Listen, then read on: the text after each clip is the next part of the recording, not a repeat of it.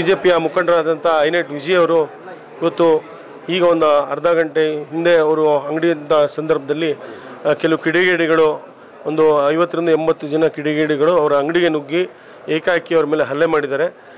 ಈ ಸಂದರ್ಭ ಈಗ ತಕ್ಷಣವೇ ನಮಗೆ ಈ ವಿಚಾರ ಗೊತ್ತಾದ ತಕ್ಷಣ ನಾವು JDS ಎಲ್ಲ ನಮ್ಮ ಪ್ರಮುಖರು ಕಾರ್ಯಕರ್ತರೆಲ್ಲ ಸೇರಿ ಬಂದು ಇವತ್ತು ವಿಜಯ್ ಅವರಿಗೆ ಒಂದು ಧೈರ್ಯ ತುಂಬುವಂಥ ಕೆಲಸನ ಮಾಡ್ತಾ ಇದ್ದೀವಿ. ಈಗ ವಿಜಯರು ಕೂಡ ಚಿಕ್ಕಪುಟ್ಟ ಗಾಯಗಳು ಕೂಡ ಆಗಿದೆ.